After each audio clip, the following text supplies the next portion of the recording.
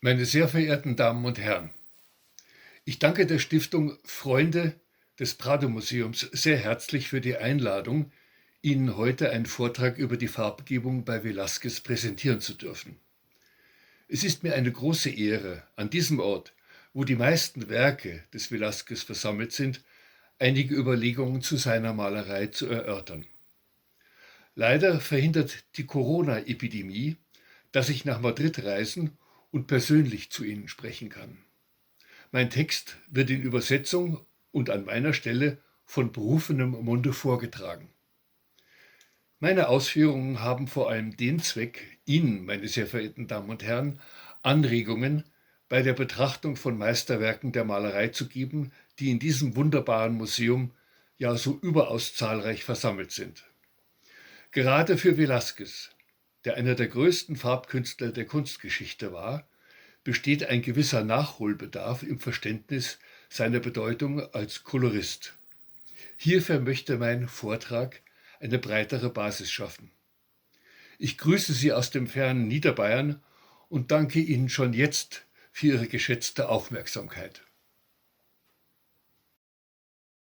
A mi juicio, todo estudio histórico sobre el uso del color por parte de un pintor debe comenzar con la pregunta ¿cómo llega el color a sus cuadros? Con ello no me refiero a los aspectos técnicos, a si, por ejemplo, los colores se aplicaron al lienzo o a otros soportes con un pincel, una espátula o los dedos. Considero que las descripciones minuciosas de los pigmentos y de los valores cromáticos de las pinturas tienen mucho interés, pero muy rara vez aportan un conocimiento nuevo y más profundo sobre la apariencia de los colores en la pintura. Durante mucho tiempo, la historia del arte hizo caso omiso de estas cuestiones, incluso las reprimió. Se trabajaba con reproducciones en blanco y negro y se analizaba la forma, pero no se tenía en cuenta que esta forma surge en realidad gracias al color. No hace tanto que se impuso la idea simple, pero fundamental, de que no hay pintura sin color. Nada de lo que la pintura puede representar puede hacerlo sin color, ni siquiera cuando se utiliza con moderación extrema, como es el caso, por ejemplo, de la grisalla, donde no hay valor cromático. El color en la pintura no es un extra, no es un fenómeno accidental, sino su condición previa y su fundamento indispensable. En este sentido, resulta importante aclarar un malentendido trivial. Los colores en la pintura no pueden equipararse sin más al colorido. Todos los datos visuales de una pintura, incluso los trazos y superficies de los dibujos a lápiz o carbón, se manifiestan en un color pictórico, aunque sea acromático. El color pictórico es una condición fundamental para la apreciación de lo figurativo y atmosférico, y también para la apreciación de la luz y la oscuridad, que, en cuanto a valores atmosféricos, pueden superar con creces lo puramente representativo. Estos son valores ajenos al color, incluso podría decirse que hostiles a él. Es decir, pueden llegar a anular los valores cromáticos. El color es la potencia original y fundamental a través de la cual se hace visible todo cuanto va a aparecer en el cuadro. Es a través del color como el resto de valores y características entran primeramente en el cuadro y se convierten así en factores de la forma artística. Dicho exageradamente, todo lo que la pintura aporta al cuadro debe pasar por el ojo de la aguja del color. ¿Cómo se hace eso? Es la pregunta con la que un pintor lidia siempre una y otra vez. Decidir y darle una respuesta no es cosa fácil, ni siquiera para Velázquez. Eso es lo que me gustaría abordar hoy en esta conferencia. Hemos de considerar, en primer lugar, las diversas condiciones en que un pintor utiliza los colores en una obra determinada. Puede tratarse de criterios estéticos, de normas sociales, académicas o tradicionales, o incluso de las que vienen exigidas por un ambiente arquitectónico. Muchas cosas dependen de corrientes estilísticas generales, de tradiciones, de convenciones, de diferentes tipos de influencias, de preferencias locales, así como de consideraciones teológicas, aunque, sobre todo, de consideraciones artísticas, que son, en última instancia, las que determinan la importancia de un pintor. Haciendo una salvedad a ello, podrían añadirse también las normas iconográficas de rigor, que no dejan al pintor libertad alguna en la elección y aplicación de los colores utilizados. Pensemos, por ejemplo, en los retratos de Velázquez. Con respecto a la indumentaria negra, grave y majestuosa de la sociedad cortesana masculina, o a los colores canónicos de la vestimenta de los altos clérigos, tenía más bien pocas posibilidades de decidir por sí mismo. El pintor tampoco era libre de elegir los vestidos, y por tanto los colores, para los retratos de los miembros femeninos de la familia real. Esta clase de cosas venían predeterminadas. Lo que no estaba predeterminado, en cambio, era el uso que él hacía de esos colores. Cuando Velázquez escogía libremente los colores de sus cuadros, era capaz de transmitir un contenido expresivo fundamental. Nadie describiría esos colores terrosos, marrones, incluso mugrientos de sus bodegones como solemnes o suntuosos, sino más bien como humildes, como socialmente tan profundos que hasta un trozo de cerámica blanca, o el brillo de una loza esmaltada, o de un almirez de bronce destacan como objetos preciosos sobre el ambiente apagado de los otros colores. Esto es una muestra de la libre decisión del pintor, ya que no existía un canon de colores obligatorio para esta clase de temas. En la obra de Velázquez se aprecia muy bien una dualidad en la organización del color que ha sido más o menos significativa a lo largo de la historia de la pintura. Tomemos como ejemplo el retrato del cardenal Camillo Astali Panfili, pintado en Roma en 1650 durante el segundo viaje del artista a Italia. El rojo dominante de la muceta y el birrete se salta soberanamente todos los requisitos de las indicaciones formales. Apenas presenta refracciones o modulaciones en el sentido de una plasticidad. En el rostro del cardenal, en cambio, los colores del encarnado, el margen del esfumato, sí se ponen por entero al servicio de las indicaciones formales con realces y sombreados. Ya en 1913, influido por el expresionismo, el historiador de arte Hans Janssen advirtió que hay dos maneras radicalmente distintas de aplicar el color en la pintura. Una sirve a la presentación de las cosas, se somete por completo a esta tarea de representación. La otra manera elude esta función. El color se niega a servir a la forma. Es, por tanto, autorreferencial, mientras que el color que sirve a las cualidades de las cosas se emplea como referencia a algo externo. A este respecto, Janssen hablaba de un valor intrínseco, en oposición a un valor de representación. Ambos comportamientos del color pueden prevalecer según el caso, pero también puede ocurrir, como sucede en el retrato del cardenal Camillo Astali, que se opongan y se complementen en un mismo cuadro. Otros factores que pueden determinar la apariencia de los colores son las condiciones luminosas dentro del cuadro, o dicho más concretamente, los componentes del claroscuro. Ernst Strauss, el gran investigador de la historia del color en Europa, a quien debo mucho de lo que creo saber sobre el color en los cuadros, no escribió por desgracia nada sobre Velázquez. Pero sí dijo una vez algo muy esclarecedor que deberíamos tener en cuenta para todos los pintores del barroco español en general. Strauss observó que el pintor no podía sumergir el pincel en la luz para pintar con él. Pero un pintor, por supuesto, dispone de las posibilidades que le brinda el color para sugerir luz y sombra, claridad y oscuridad. Los medios más eficaces para conseguirlo son los valores acromáticos y semicromáticos. Negro, blanco, gris, marrón, oliva y caput mortuum son esos colores. Los valores cromáticos y los colores locales se aplican, rebajan, empañan y rompen, pudiendo llegar incluso a silenciar por completo a estos últimos. Es a lo que nos referíamos antes cuando utilizábamos la expresión hostiles al color. Consideremos en este contexto las hilanderas, con sus múltiples colores, en particular los tejidos. En el primer plano, con las mujeres que trabajan, aparte del blanco de la blusa de la figura que aparece sentada de espaldas, no se aprecia ni un solo color en estado puro. Todos se ven empañados, rebajados en su luminosidad por factores oscuros hostiles al color. Completamente distinto es lo que sucede en la escena del fondo, donde las condiciones son exactamente las opuestas. La mayoría de los colores locales, incluso los del tapiz con el rapto de Europa de Tiziano, son excesivamente claros, al punto de que en algunos lugares se pierde incluso el color. Pero no caeremos aquí en ese malentendido tan extendido de que el artista pintó en este lienzo con la oscuridad y la luz. Es evidente que solo pudo hacerlo, como se ha dicho, con el uso de los colores que sugieren tal efecto. Resulta fascinante ver cómo el color puede usarse en contra del color, o mejor dicho, cómo algunos colores pueden alterar e incluso eliminar el valor intrínseco de otros colores. Entre los dos extremos de luz y tiniebla, los colores de los objetos quedan sometidos a una relación de tensión. Bajo la luz más clara se ven ofuscados, con lo que su valor intrínseco resulta erosionado. Bajo la oscuridad más profunda se sumergen en la penumbra hasta resultar irreconocibles. Se puede hablar aquí de un principio dinámico de la coloración. Con estas condiciones que todo lo invaden, los colores locales no conocen ningún estado de reposo.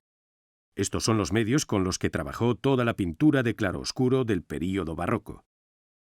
Velázquez vivió y pintó en una época en la que la pintura española de claroscuro, en la estela de Caravaggio, estaba en su apogeo. Pintores como Ribalta, Ribera y Zurbarán nos lo recuerdan de inmediato. Pero, por supuesto, también hubo artistas reacios al colorido a menudo lúgubre del caravallismo, como Rubens en los Países Bajos o Murillo en España, con su estilo vaporoso. Lo interesante es saber cómo se comportó Velázquez dentro de este campo de tensiones.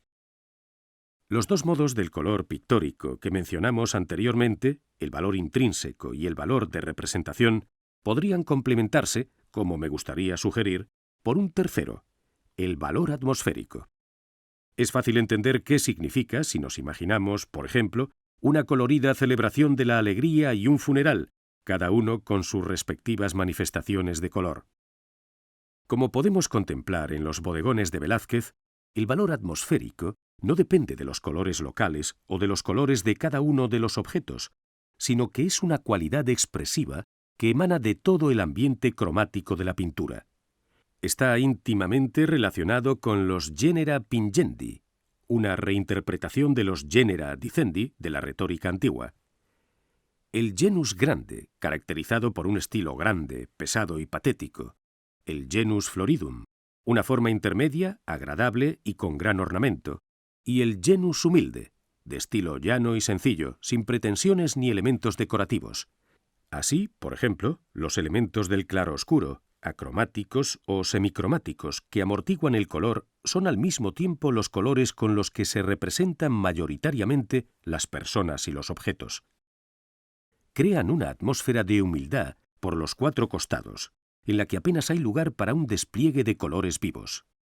Es la misma atmósfera o estado de ánimo que se nos transmite cuando entramos en la fragua de Vulcano, en la que no solo se comete una traición, sino que además muestra un lugar de trabajo. No es lugar para el despliegue de colores estupendos. Se trata de un taller en el que reinan el calor y el polvo. Aquí, ni siquiera la aureola de Apolo es capaz de producir el menor destello. Es un cuadro que puede muy bien compararse con el Cristo contemplado por el alma cristiana. Desde el punto de vista iconográfico, nada tienen que ver una pintura con la otra, pero el ambiente cromático que predomina, la tonalidad del marrón y la renuncia a las cualidades del color son idénticos. Eso transmite, ya a primera vista, un sentimiento general de humildad, una atmósfera de opresión tan característica de la humillación de Cristo como de las míseras condiciones de vida de la gente, con sus comidas frugales o el duro trabajo en la forja de Vulcano. Estas pinturas son un ejemplo de genus humilde, y muestran que si Velázquez escogió el valor atmosférico de esta coloración amortiguada, fue en atención a la temática de cada uno de los cuadros. La coronación de la Virgen de Velázquez es un ejemplo de cómo un grave pero solemne acorde cromático puede por sí solo caracterizar el acontecimiento que representa. Los azules y violetas oscuros reúnen a las tres personas en una unidad cuya cercanía familiar se hace evidente a través de la afinidad cromática de los colores de la indumentaria.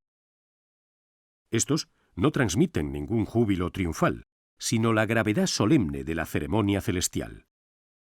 Los colores pictóricos y sus cualidades de sugestión transmiten un contenido atmosférico esencial para la comprensión iconológica de la pintura y que lo distingue de otras representaciones de la coronación de la Virgen.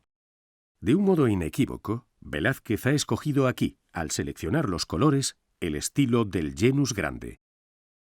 Más complejo resulta el significado de las relaciones del color cuando comparamos dos célebres pinturas que representan a Cristo en la cruz. La primera es obra de Velázquez. La otra, de Zurbarán, que cabe suponer se representa a sí mismo como pintor delante del Cristo crucificado. Ambas pueden verse en el Prado.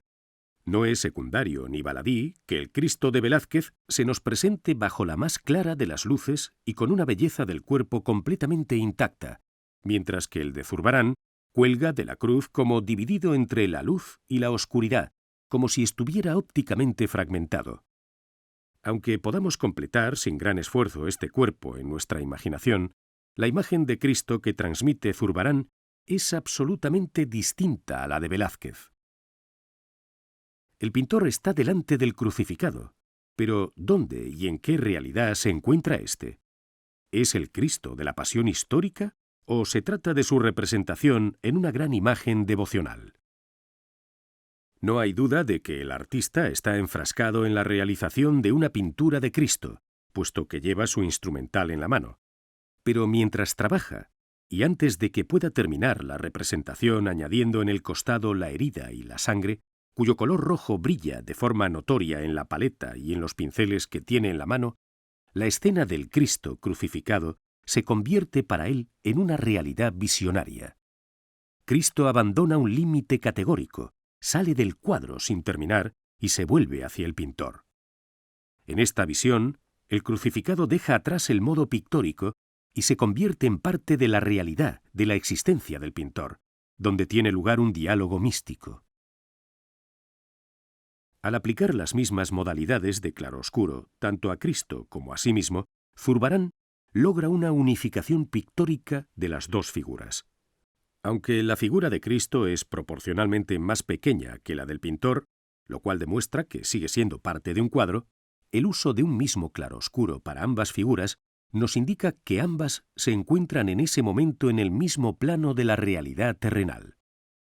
Esto genera una comunión entre ambas figuras, también en lo temporal, que queda expresada en el movimiento de la luz que cae ostensiblemente desde la izquierda. La mezcla de luz y tiniebla en la aplicación de colores los declara seres de la misma clase y entidad. Para el pintor, la visión de Cristo se convierte en una presencia corpórea y material en la que claridad y oscuridad despliegan sus efectos y resaltan la materialidad de una existencia común y vulnerable en cuanto seres humanos. No hay duda de que también Velázquez tuvo la intención de mostrarnos su Cristo crucificado en forma de visión. A excepción del modelado, hecho con la ayuda de un delicado juego de luces y sombras, la claridad del cuerpo es límpida e inmaculada. Quiere transportar esta figura de un pasado histórico a un presente siempre válido. Aquí, el polo de luz está presente por sí solo y de un modo absoluto en el crucificado. Cristo aparece como una figura sagrada de luz y, como tal, es concebido en términos lumínicos. A diferencia de lo que ocurría en Zurbarán, la forma del cuerpo que brilla con luz propia no tiene un polo opuesto de oscuridad. Mejor dicho, la oscuridad queda desterrada casi por completo al fondo del cuadro, como un pretexto informe para la figura clara y celestial que hay en la cruz. Solo la cabeza del crucificado está envuelta en la oscuridad de la muerte. La visión que se representa no forma parte de un relato de la propia experiencia del pintor, sino que es un ofrecimiento que se brinda a cualquier espectador. Sin embargo, el espectador no se halla frente a esta figura de luz en una comunión de naturaleza humana. Antes bien, la figura se encuentra físicamente lejos de él y con el brillo sobrenatural del nimbo, arrebatada y desplazada a un plano divino. Brillan con especial claridad el pecho y, sobre todo, la herida en el costado. La luz que entra oblicua desde arriba, a la izquierda, e ilumina desde fuera, se convierte en una luz inspiradora que brilla desde el interior. Después de todo, este esplendor tiene un significado teológico especial. Desde tiempos inmemoriales, según lo que se narra en el Evangelio apócrifo de Nicodemo, uno de los contenidos de la fe ha sido que Longino, el ciego, abrió el costado de Cristo con una lanza para comprobar si ya estaba muerto. Ello debía apreciarse por la salida separada de sangre y agua, lo cual fue confirmado tal y como se recoge en el Evangelio según San Juan. Este resultado se representó con mucha insistencia al interpretarse el agua que había brotado tras el pinchazo de la lanza como un signo de bautismo. Así, por ejemplo, Tertuliano ya proclamó que la sangre y el agua de la herida en el costado de Cristo eran símbolos del bautismo con sangre y del bautismo con agua, es decir, lo relacionó con el martirio y con el sacramento bautismal. La apariencia luminosa de la parte del pecho realza este significado de la herida costal, que además, desde San Agustín, está considerada el origen de la mismísima Iglesia. La iluminación extremadamente sutil de esta zona del cuerpo, mediante una luz sacra, revela algo que apenas puede percibirse con un simple vistazo. Una teología de la herida en el costado, teología que se hace con el color, el cual contribuye a que la luz aparezca y se haga visible. En la descripción de un cuadro, por ejemplo, diríamos habitualmente que la luz causa esto o aquello, pero es importante entender que es siempre el color lo que actúa visualmente como luz. De esta manera, en esta pintura, el color es un factor iconológico, lo cual va mucho más allá de lo que un pintor como Caravaggio, por ejemplo, había confiado a la puesta en escena de la luz. Al parecer, Velázquez no volvió a dotar nunca más al color que da la luz de mensajes teológicos tan sutiles, sino que más bien lo empleó de manera pragmática como un rasgo pictórico concreto. El Cristo de Zurbarán todavía no ha muerto. En su diálogo visionario con el pintor, es a la vez testigo vivo de la piedad meditativa de éste y una imagen devocional. El Cristo muerto de Velázquez, en cambio, se presta a la adoración por parte de cualquier espectador, pero las diferencias no serían reconocibles sin su distinto uso del color. Gracias a las herramientas de la pintura de claroscuro, Zurbarán crea una especie de teología personal, una comunión con Cristo que es física y se vive como espiritual, de la que nosotros, como observadores, somos testigos. Velázquez, por su parte, no cuenta ninguna experiencia personal, sino que abre un diálogo íntimo y hermético para todo aquel que se encuentre ante el cuadro. Y son estas diferencias las que acentúa precisamente el distinto uso del color pictórico en cada una de las obras. La intrusión del claroscuro en los colores de los objetos tiene una serie de efectos que no pueden explicarse por la luz natural.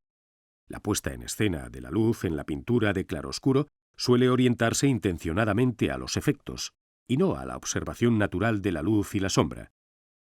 Velázquez no trabaja con los opuestos, con la hostilidad entre el colorido y lo acromático, pero sí cultiva aquellas zonas de la oscuridad acromática para usarlas como fuente de un potencial despliegue de color. Logra que de unas mezclas semicromáticas o acromáticas, pero potencialmente coloridas, emerjan los colores más variopintos. Del marrón puede surgir un rojo, del oliva un verde sólido y un azul del caput mortuum. Como pintor de claroscuro, Velázquez procede de un modo completamente distinto a Caravaggio y a sus seguidores españoles. No expone los colores de los objetos a una tensión entre brillo y oscuridad acromáticos. Antes bien, hace que los colores que se representan en el cuadro surjan de un fondo oscuro y los va intensificando hasta alcanzar una luminosidad y una consistencia cada vez más claras. El mejor ejemplo de esto son sin duda las Meninas, donde, como si de un núcleo se tratara, este principio de formación del color a partir de un fondo oscuro se muestra en la imagen de los monarcas reflejados en el espejo de la pared del fondo de la sala. A diferencia de lo que ocurre en los caravallistas, la luz en Velázquez no tiene una dinámica propia pronunciada. Aunque proyecta sombras, se trata en esencia de una luz estática. En Velázquez apenas encontramos esa luz clara que incide desde un lado y que anacrónicamente, aunque con gran precisión, se ha descrito como luz de foco. En casos extremos, como en Zurbarán, puede llegar a dividir una figura en una mitad clara y otra mitad oscura. A Velázquez, salta a la vista, le importa la totalidad óptica de la apariencia, su naturaleza intacta. También la infanta de las Meninas es sin duda alguna una figura de luz. Se la saca de la luz crepuscular, como de penumbra que domina la habitación, pero no se la aísla. Velázquez aborda aquí el claroscuro de una manera completamente distinta a lo que hacía en el Cristo en la cruz. En las meninas no crea contrastes marcados, sino que muestra cómo la infanta, por así decirlo, se sustenta en el ambiente tenue que hay detrás de ella. En Caravaggio y en sus seguidores más lejanos, como Rembrandt, puede observarse que la luz dirigida y enfocada llega al cuadro desde una fuente desconocida y exterior a la imagen. Funciona casi a la manera de un punto de fuga, de modo que una profundidad espacial definida por la perspectiva carece aquí de sentido. Este escorzo, por supuesto, reduce también las posibilidades de mostrar otros colores que no sean los de los objetos que figuran en un primer plano. En el caso de Velázquez, solo encontramos algo semejante en las primeras obras y hasta la década de 1630. En la obra posterior, la perspectiva espacial y del cuerpo son atributos indispensables, pero también el color pictórico participa en gran medida en su efecto, como se aprecia en el ejemplo de las hilanderas. La coloración de Velázquez no puede reducirse a fórmulas o conceptos sencillos. Fue un pintor que se mostró cambiante, curioso e innovador a lo largo de toda su carrera. Consideraremos ahora en detalle cada una de estas fases. En un ensayo seminal, el ya mencionado estudioso del colorido, Ernst Strauss, distingue entre tres tipos generales de coloración. El primero es la coloración colorista, como se puede apreciar, a modo de ejemplo, en la Resurrección de Piero de la Francesca. Se trata de una orientación del color en la que las cosas presentan el color que tienen como objetos. Su naturaleza corpórea está formada exclusivamente por estos colores. Las gradaciones de claridad sirven tan solo para modelar el cuerpo. Los colores portan su luz específica de acuerdo con la claridad intrínseca que caracteriza a los objetos, pero no están sujetos a la fuerza de un claroscuro susceptible de modificar su forma o alterar sus colores. Los ejemplos más bellos de estas cualidades primarias de los colores locales pueden encontrarse en la pintura italiana del primer y del Alto Renacimiento. En segundo lugar, se encuentra la coloración luminarista, visible en pinturas como El soldado y la niña, de Gerrit van Honthorst. Corresponde en gran medida al poder que el claroscuro puede ejercer sobre los colores locales. Los colores de los objetos quedan expuestos a una tensión mediante los extremos de luz y tiniebla, tensión que los hace resplandecer o perderse en la oscuridad. Como ya se ha indicado, este tratamiento del color pictórico bajo el dominio de efectos luminaristas es típico de la pintura del barroco.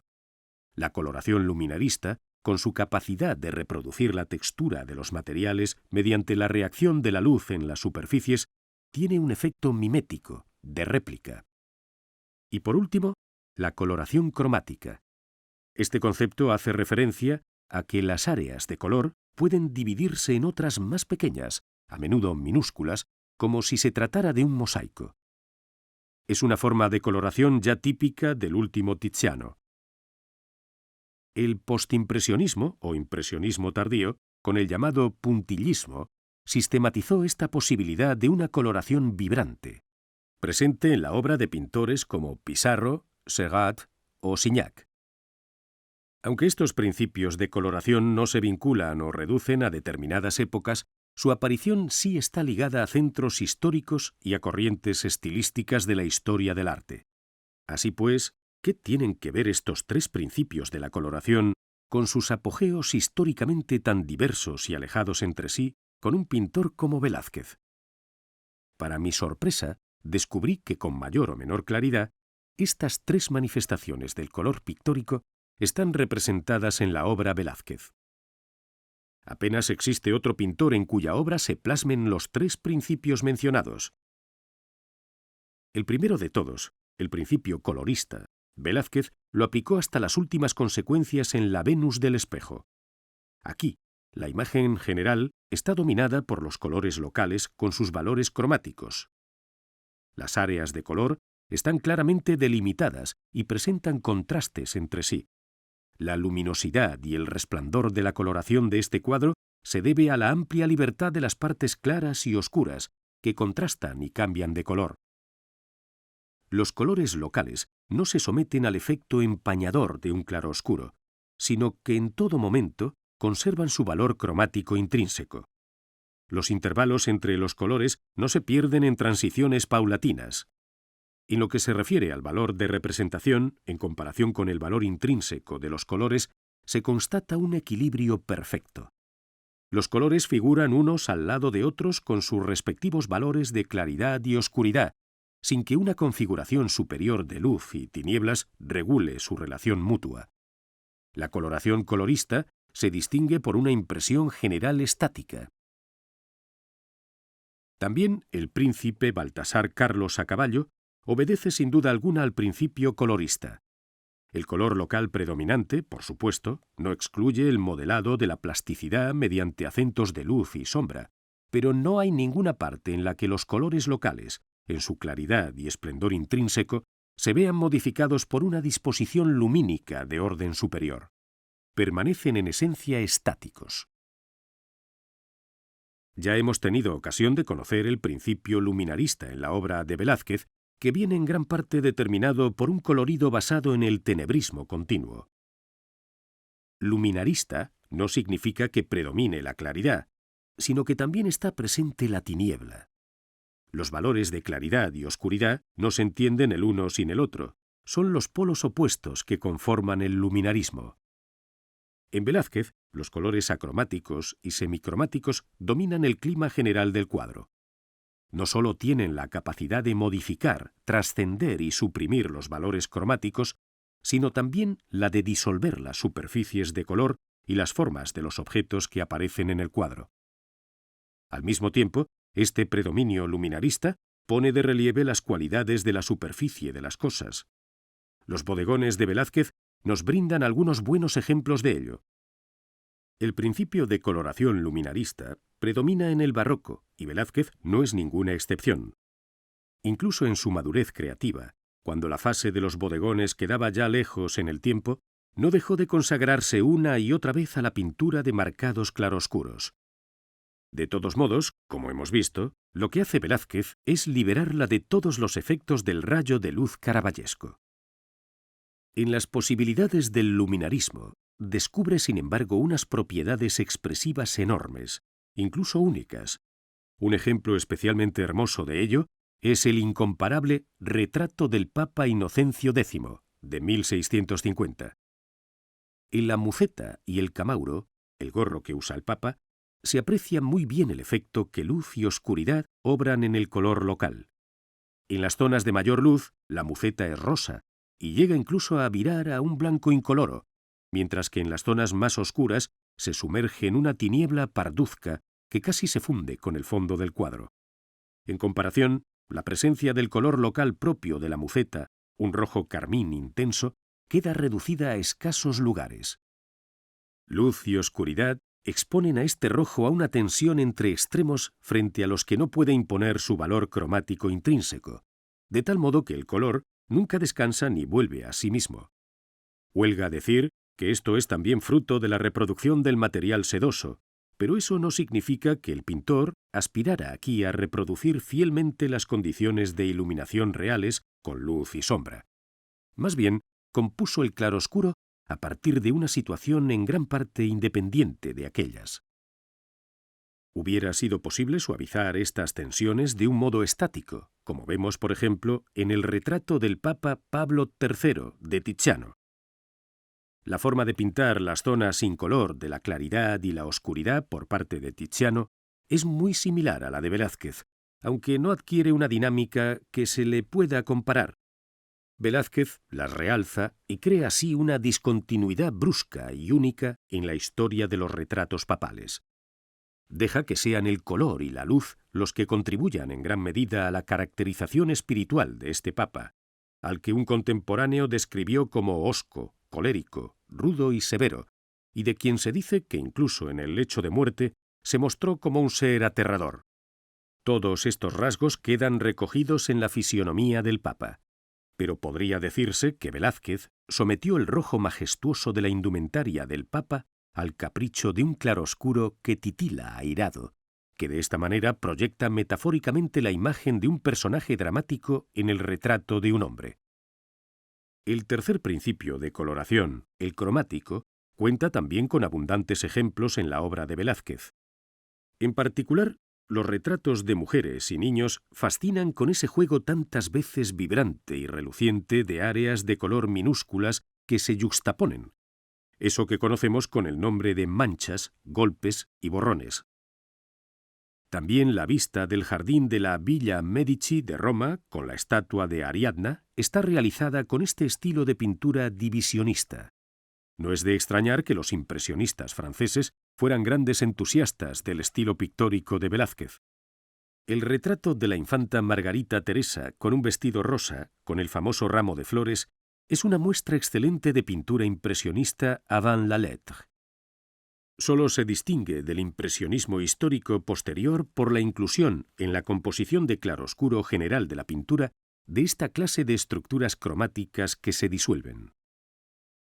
Si tomamos estos tres principios de la coloración, que ciertamente no aparecen casi nunca en su forma pura, sino combinada, y los consideramos fundamentales, solo podemos llegar a una conclusión. Todos ellos están presentes en la obra de Velázquez en su conjunto. En lo que a coloración se refiere, Velázquez sería universalista. En este sentido, no he encontrado un solo pintor de principios de la Edad Moderna que se le pueda comparar. Tal como se la debemos a Ernst Strauss, esta categorización de los principios de coloración puede parecer demasiado rígida. Solo es válida en el caso de que uno pretenda encasillar por completo las obras pictóricas en esos cajones, lo cual, en la realidad artística, se da más bien muy pocas veces. Las transiciones, las mezclas y las variantes son mucho más habituales. Así, por ejemplo, en el ya mencionado retrato del príncipe Baltasar Carlos a caballo, Velázquez aplicó un tratamiento del color en pequeñas divisiones cromáticas. La indumentaria del príncipe se compone de incontables manchas de color minúsculas, pero cabe señalar que esto ocurre precisamente dentro de una estructura general de colores locales que no permite la disolución de ninguna forma. Se ha dicho, con razón, que el barroco es la época de las grandes síntesis. Basta pensar en las obras de arte total, que son las iglesias, donde a la arquitectura se unen decoraciones de pinturas, esculturas, pero también textos, música y el ceremonial de liturgia, o en los palacios seculares, que en un principio se definían por las mismas estructuras.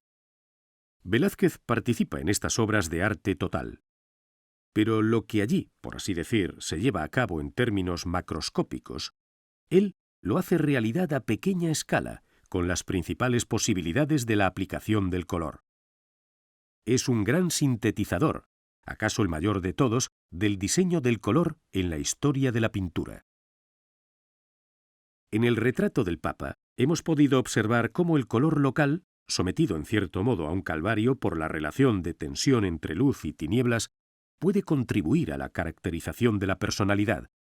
La comparación de otros dos retratos nos muestra en qué medida esto es posible. El retrato del conde duque de Olivares a caballo lo muestra en la silla de montar, cabalgando hacia un lejano campo de batalla mientras deja atrás al espectador.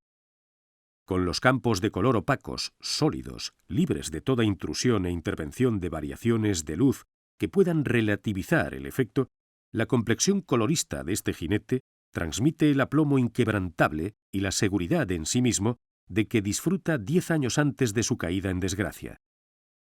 Qué distinta es, en cambio, la aplicación del color en el retrato El Bufón, llamado Don Juan de Austria. Delgada y transparente, francamente quebradiza, como esa insegura posición erguida sobre unas piernas enclenques, la figura de colores se presenta bajo un aspecto tan efímero y frágil como el confuso desarrollo de la imaginaria batalla naval que vemos al fondo.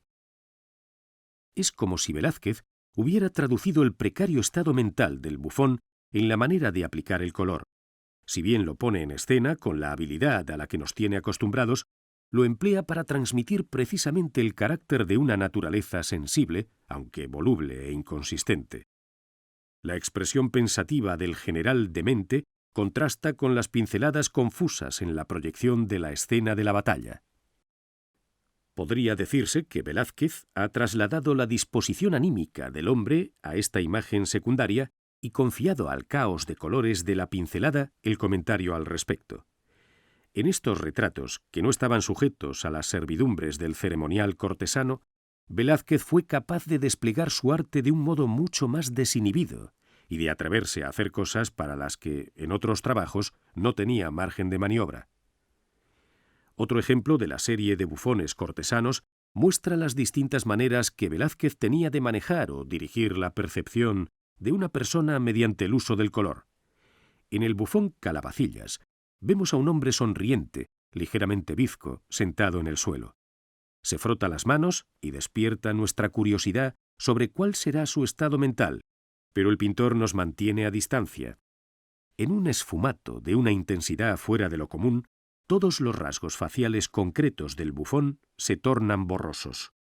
Lo único que está inequívocamente claro es que su estado mental es cuando menos singular. De lo contrario, no estaría sentado en el suelo, ni tendría esa actitud tan expresiva e impropia de los estándares de la corte. Pero el encubrimiento pictórico de su fisionomía apenas permite atisbarla y tener una primera impresión amable. Velázquez explica cómo está el personaje en un elemento completamente distinto del cuadro. El cuello de encaje que enmarca la mitad inferior de la cabeza. Al igual que los puños, el cuello se ha pintado con una serie de pinceladas confusas, temblorosas y desordenadas que contrastan cual fuego fatuo con la delicadeza del esfumato de la cara. La mera expresividad gráfica de la pincelada perturbada de este accesorio es ya un comentario a la singular personalidad de Juan de Calabazas, al que Velázquez, sin embargo, protege y disimula con cuidado. La diferencia con respecto a una imagen pulcra de esta prenda como comentario al sano juicio de quien la porta se hace evidente si observamos el príncipe Baltasar Carlos Cazador, que luce un cuello perfectamente ordenado y estructurado. En la historia personal de su coloración, Velázquez recorrió un camino poco menos que inaudito. Es un hecho tanto más notable por cuanto en su condición de pintor del rey no era en absoluto libre a la hora de elegir los medios pictóricos, y menos aún con respecto a las formas prescriptivas de retrato en la corte. Es probable que sólo fuera libre cuando pintaba invenciones pictóricas que no estaban destinadas a la corte. Un rasgo significativo de ello son las inusuales fusiones de distintos géneros, como se ve en las hilanderas. En este cuadro se llevan a cabo los más asombrosos experimentos con el color, experimentos que, sin embargo, no pueden advertirse a primera vista. En esta obra tardía, que Velázquez creó sin la obligación de tener que observar el buen tono y las convenciones de la corte, se aprecia también una liberación de los mecanismos del color. Hay un largo trecho que va de las condiciones cromáticamente estrechas, incluso sin espacio, de los bodegones, con sus tonos terrosos, de castaño humilde, a las pinturas que exploran espacios de color. Entiéndase bien, no solo los colores en los espacios, sino los espacios que se crean gracias a la disposición del color en el cuadro. Pero Velázquez había empezado a abrir estos espacios de color en sus cuadros en fecha muy temprana. En un bodegón de 1618, en el que aparecen dos mujeres junto a la mesa de una cocina, la anciana que regaña y la joven cariacontecida, vemos a través de una abertura rectangular en la pared una célebre escena bíblica. Cristo en casa de Marta y María. Podríamos interpretarlo como un cuadro dentro del cuadro, pero el ancho desigual de los bordes muestra que se trata de la superficie de una pared. A diferencia de lo que ocurre en el bodegón de cocina que vemos en primer plano, la historia que aparece en este fragmento se nos da incompleta, ya solo por la gran distancia con respecto a la naturaleza muerta, con las dos mujeres en primer plano, esperaríamos encontrar aquí una muestra de pintura delicada. Pero Velázquez invierte la situación. El bodegón con el pescado plateado, los objetos de metal lustrosos, la cerámica esmaltada, el ajo, el pimiento y los huevos de brillo apagado, es una obra maestra de la sutileza en la diferenciación de materiales. La estampa histórica de la Biblia, por el contrario, no muestra nada parecido. Aquí da la impresión de que todo está hecho de la misma materia tosca, pero en cambio se distingue por una forma de dignidad colorista de la que se priva al bodegón que aparece en primer plano. Hay un acorde perfecto de los tres colores primarios, rojo, azul y amarillo. Esta tríada, que tiene una importancia fundamental en la pintura del barroco, fue objeto de una investigación teórica ya a principios del siglo XVII. La aplicación exclusiva de los tres colores cardinales en las tres figuras del episodio de la vida de Cristo ilustra por sí sola la preeminencia o el grado superior de esta iconografía bíblica sobre la escena doméstica. Marta, la hermana activa y resuelta que se ocupa de la casa y de la cocina, se queja de que María no le ayuda. Esta prefiere sentarse al lado de Cristo y escucharlo. Cristo le confirma que ella, la contemplativa, ha escogido la mejor opción. Velázquez ha ilustrado la diferencia de rango entre las dos áreas iconográficas de su pintura no con la manera de pintar, sino únicamente gracias a la elección del color. En este sentido, el artista ha llevado a cabo una inversión. El tema bíblico, de mayor importancia iconográfica, está ciertamente ennoblecido por el color, pero relegado a un segundo plano. No es la única vez que Velázquez combinó el género bajo del bodegón de cocina con el elevado de la narración bíblica. En la versión dublinesa de la Cena de Emaús, pintada por la misma época, vemos de frente a una mujer joven, de piel oscura, delante de una mesa con varios recipientes. En la mitad izquierda del cuadro, una abertura en la pared permite ver en el fondo una escena en la que, aunque solo se distingue a dos personas, es fácil reconocer la cena de Cristo en Emaús. Cabría esperar que el pintor hubiera procedido también aquí a diferenciar claramente con el color el fragmento con la escena bíblica de lo que es propiamente el bodegón, pero no es así. Al contrario, Velázquez ha dejado las dos partes del cuadro en los mismos tonos de marrón arcilloso. ¿Qué pudo significar esta armonización en los colores? No hay que perder de vista que la criada ha dejado lo que estaba haciendo y se ha parado a pensar junto a la mesa. Se ha sugerido que podría estar viendo, reflejada en la olla acabada de bruñir, la escena que ocurre detrás, y que en la figura que bendice reconocería la presencia de Cristo incluso antes de que les sea revelada a los discípulos. Pero esto es imposible, entre otros motivos, porque cualquier hipotético reflejo en la olla quedaría tapado por la jarra de barro que tiene delante. Lo que vemos aquí es más bien una visión interior de la chica, que no es testigo de ningún hecho bíblico, sino que evoca para sus adentros el episodio de Emaús y reflexiona sobre él. La coloración completamente homogénea del entorno, del bodegón y del acontecimiento bíblico pone de manifiesto que lo que ve no ocurre fuera, y lejos de ella, sino en su interior, y que ella es parte de esa visión. Es su propia proyección, tal como corresponde a las recomendaciones de muchos libros de devoción, como el Tratado de Ejercicios Espirituales de Ignacio de Loyola, para alcanzar la imaginación visual y la implicación personal. Algo así, por supuesto, solo podría ilustrarse dividiendo el cuadro en dos partes separadas, pero esa imagen fragmentaria que aparece de Emaús es única y exclusivamente producto y propiedad de la criada, y eso es exactamente lo que muestra la coloración acorde con el entorno. Casi sin darnos cuenta hemos llegado a un tema que afecta al significado de la elección del color, pero que nada tiene que ver con el simbolismo de los colores y otras cosas similares. Cabe señalar, no obstante, que la elección del color puede ser de importancia para el contenido iconográfico-iconológico de la pintura de Velázquez. Hace ya tiempo que en el estudio del arte se da por sentado que forma y contenido no pueden analizarse por separado, y que uno tiene un significado directo para el otro. En cuanto al papel que desempeña la disposición del color, dista mucho de haberse reconocido como algo evidente. Velázquez podría ayudarnos a descubrir esta estrecha relación. En la pintura barroca europea encontramos muy a menudo una función de los colores pictóricos que me gustaría describir como un escalonamiento de la intensidad cromática por planos espaciales. Tomemos como ejemplo el famoso Jardín del Amor de Rubens, una pintura que se encuentra en el Prado y que se presta muy bien para ilustrar lo que sigue. Rubens dividió claramente el espacio del cuadro en distintas zonas de intensidad cromática, unas más intensas y otras más atenuadas.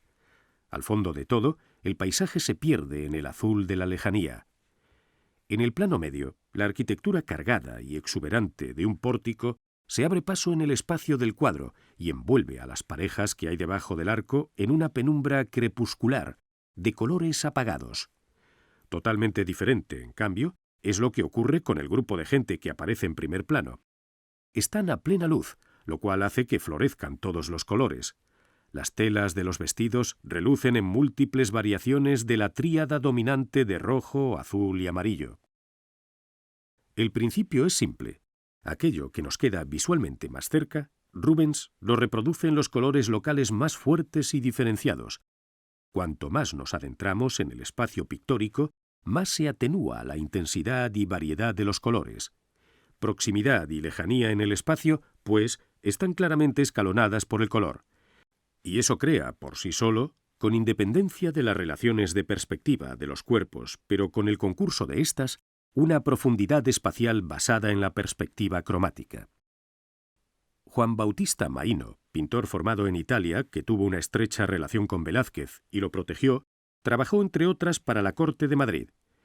En la obra de Maino, este sistema del escalonamiento del espacio por colores se encuentra en una forma especialmente depurada. Es el caso, por ejemplo, de Pentecostés. El espacio interior en el que se obra el milagro tiene una profundidad indefinida.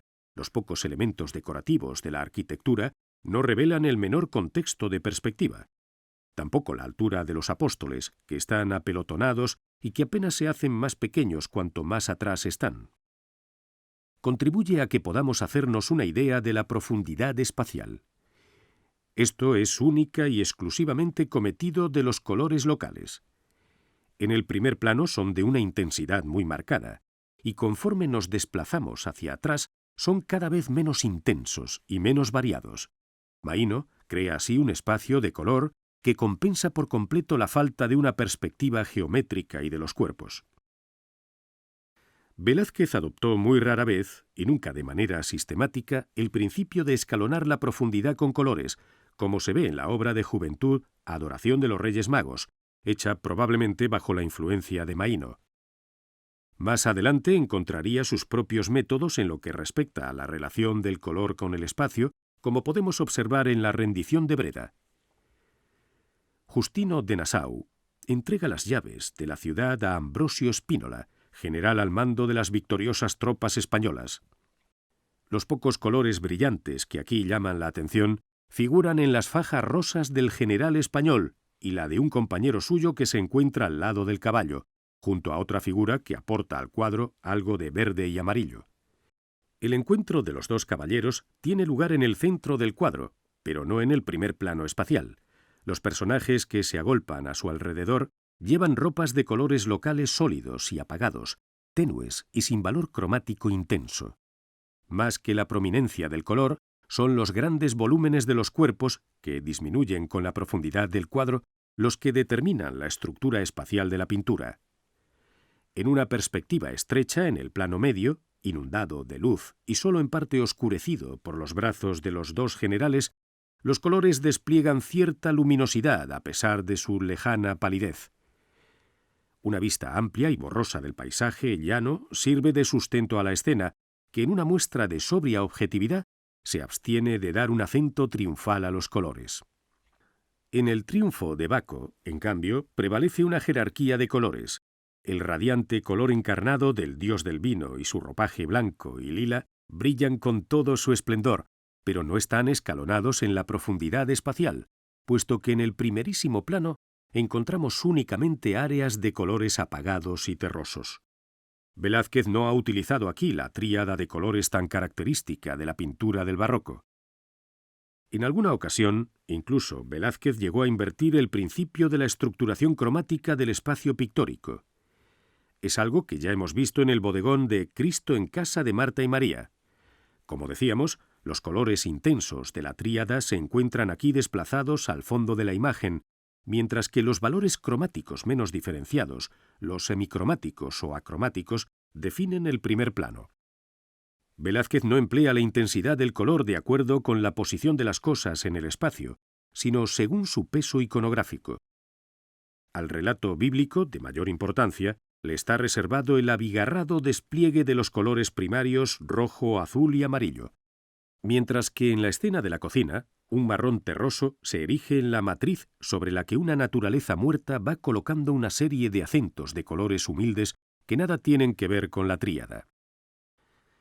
Lo mismo puede decirse de las hilanderas, y eso que aquí encontramos, en el primer plano del cuadro, una serie de colores intensos, pero enturbiados. Las cualidades luminosas, rematadas también por la tríada de colores, se despliegan únicamente en la escena del fondo, con Atenea, Aracne y las damas cortesanas ante el rapto de Europa, el tapiz de Tiziano. Nos encontramos, una vez más, con un artificio que desplaza el tema de más rango, ennoblecido con colores, al fondo de la composición, y da prioridad a la cotidianidad de la hilandería. Esta inversión de la jerarquía tradicional en la relación de espacio y plenitud de colores crea una inesperada tensión en la estructura de la imagen.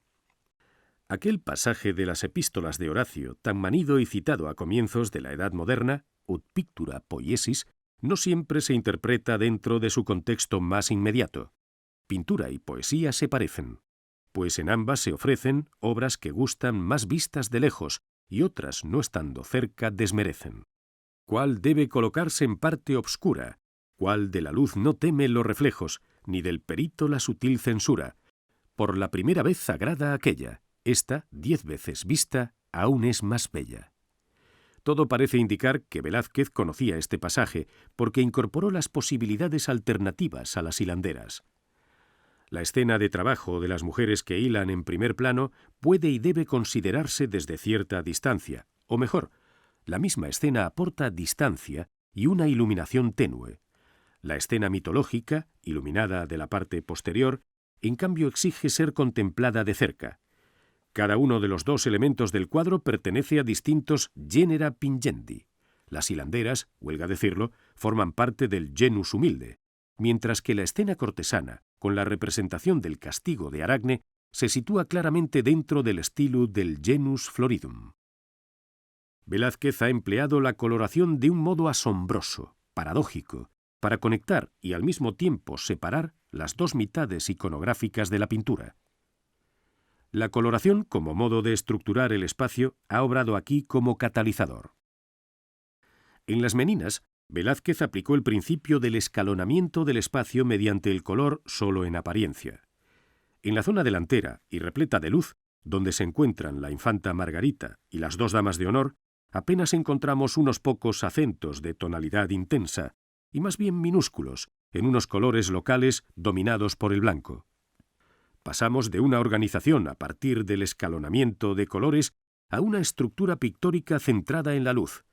Es como si la infanta, en cuanto figura que irradia luz, asignara al resto de los personajes presentes en la sala su rango relativo.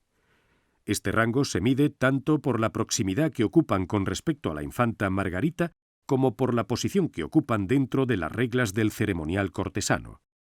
La única excepción la constituye don José Nieto, el aposentador al que vemos en la puerta trasera que da a la escalera, que queda muy cerca del reflejo de los monarcas en el espejo.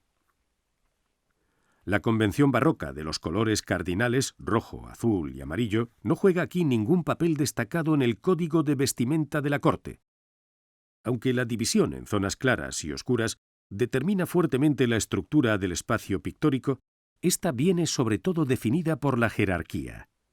Esta jerarquía, sin embargo, no es rígida, sino liviana y elegante, y está acompañada de numerosos adornos. Es fácil distinguir aquí el estilo medio floreciente del genus floridum. No hay duda de que Velázquez estaba perfectamente familiarizado con las convenciones estilísticas de su tiempo, como las que pueden verse en la coloración de Rubens o de muchos otros pintores. Pero con respecto a ellas, hizo gala de una independencia y una soberanía plenas.